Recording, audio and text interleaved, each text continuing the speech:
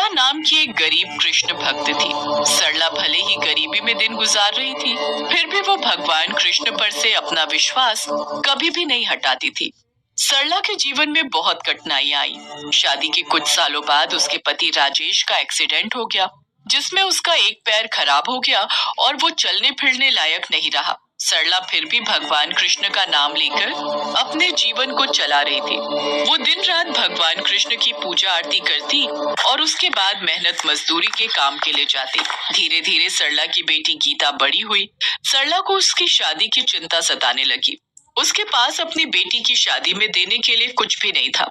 जैसे जैसे गीता की शादी के दिन नजदीक आ रहे थे, वैसे वैसे सरला की चिंता बढ़ती जा रही थी। सरला, जाकर बड़े भैया भाभी से थोड़ी मदद मांगा। क्या पता वो हमारी बेटी की शादी के लिए थोड़ी मदद कर दें। पता नहीं जिंदगी ने मुझे भी अपाहिज बना दिया।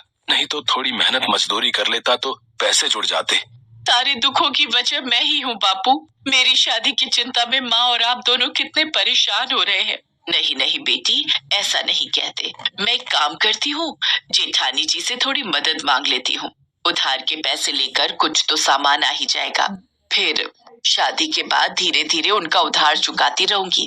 गीता बेटी, मैं अभी थोड़ी देर में आती हूँ। क्या बात है मालती बहन, तुम्हारी देवरानी सरला तो शादी की कोई तैयारी करते हुए दिखाई नहीं दे रही। गीता की शादी के दिन तो नजदीक आ रहे हैं ना। मुझे क्या पता क्या कर रही है। अब देखो बहन जी, हमारे पास भी इतने पैसे नहीं है। हमें खुद अपने बच्चों की शादी करनी है। अब इसका पति बीमार हो गया, इसे मजदूरी करनी पड़ी, तो इसमें हमारी क्या गलती है। मैंने तो अपना हाथ पीछे कर लिया। मेरे पास इतने पैसे नहीं जो मैं इसकी मदद करूं।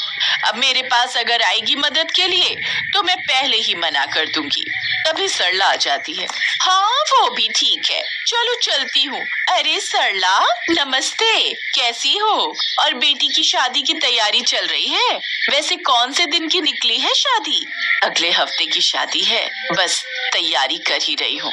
अच्छा, मैं चूल्हे पर सब्जी चढ़ा कर आई थी, जरा देख लो जल ना गई हो। ठीक है, तुम दोनों बातें करो।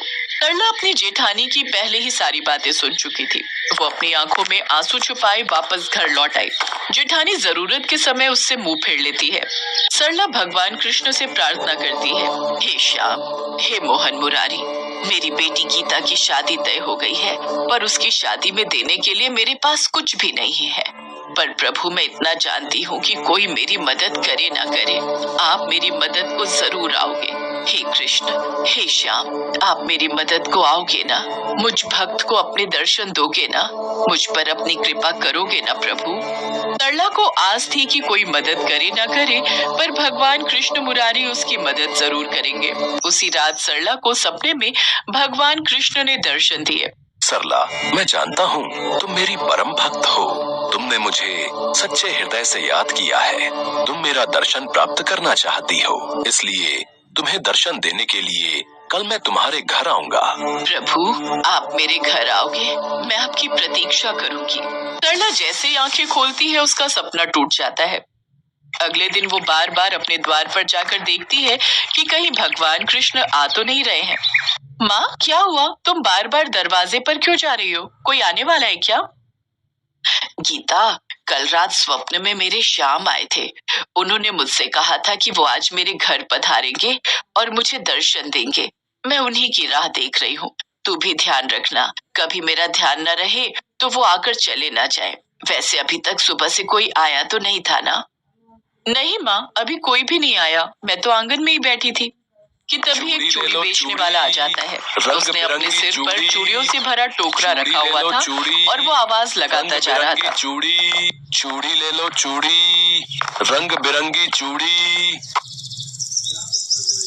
अरे बहन, चूड़ी ले लो, लाल, पीली, नीली, हरी, सब रंगों की चूड़ियां हैं मेरे पास। देखो कितनी सुंदर सुंदर चूड़ियां हैं। नहीं नहीं भैया, मुझे अभी चूड़ियां नहीं खरीदनी।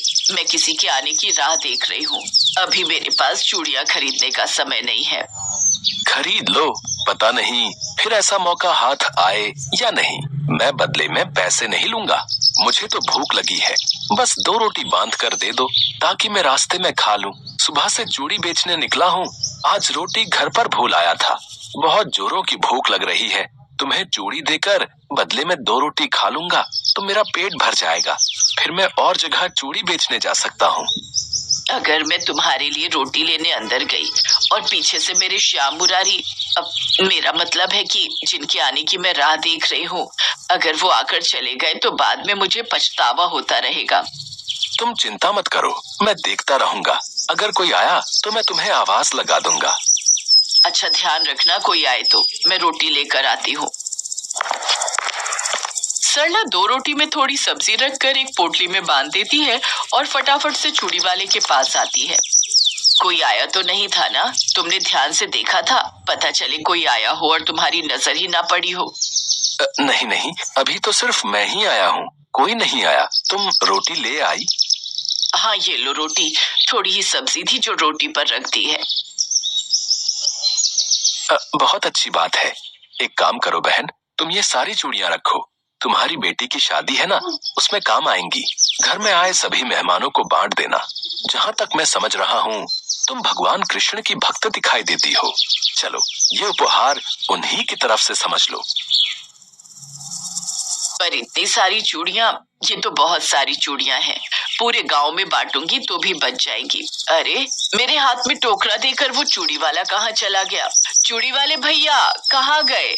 अरे, कहीं भी दिखाई नहीं दे रहा। एकदम से कहाँ गायब हो गया? माँ, कौन था?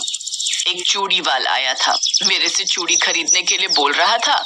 बदले में 2 रोटी ली और ये इतनी सारी चूड़ियों का भरा हुआ टोकरा मुझे पकड़ा गया। बोला कि ये सारी चूड़ियां तुम्हारी शादी में मेहमानों को बांट दो। पर माँ, चूड़ी वाले को कैसे पता कि मेरी शादी है? वो तो हमें जानता भी नहीं था। मैं सब समझ गई। गीता, मेरे श्याम आए थे। मेरे श्याम चूड़ी बेचने आए थे। हे प्रभु, आप कहाँ गए? हे कृष्ण, हे श्याम, हे बंसी वाले, आप कहाँ गए? आपने अपना वचन निभाया पर मैं आपको पहचान नहीं सकी। सरला की आंखों में आंसू थे। भगवान कृष्ण स्वयं उसके द्वार पर चूड़ी बेचने आए थे। उन्होंने अपना वचन निभाया। सरला मनी मन भगवान कृष्ण से क्षमा मांगती है। सरला देखती है टोकरे में चूड़ियों के साथ बहुत सारे जेवर और रुपए रखे हुए थे। सरला फूट फूट कर रोने लगती है। गीता, गीता, ये देख, मेरे श्याम तेरी शादी के लिए ढेरों तोहफे देकर गए हैं। मेरे कृष्ण तेरी शादी के लिए मदद के लिए आ गए। मैं जानती थी कोई मेरी मदद करे या ना करे, पर मेरे कृष्ण मेरी मदद को जरूर आएंगे। हाँ माँ, तुम्हारा विश्वास जीत गया। अब हम इन रुपयों से बापू का इलाज भी करवाएंगे। अब सब ठीक हो जाएगा माँ। भगवान कृष्ण ने सरला की पूजा का फल उसे दे दिया। सरला धूमधाम से अपनी बेटी की शादी करती है और जो चूड़ियां भगवान कृष्ण ने उसे दी थी, वो उन चूड़ियों को मेहमानों को उपहार स्वरूप देती है। सब मेहमान इतनी खातिरदारी देखकर बहुत खुश थे। सरला के जेठ जेठानी भी हैरान थे कि कल तक जो इतनी गरीब थी, आज वो इतनी धूमधाम के साथ अपनी बेटी की शादी कर रही है। पर वो ये नहीं जानते थे कि सरला एक कृष्ण भक्त है और भगवान कृष्ण अपने भक्तों को कभी भी दुखी नहीं रहने देते। वो उनकी पुकार सुनते हैं और उनकी मदद करते हैं। गीता खुशी खुशी अपने ससुराल विदा होती है।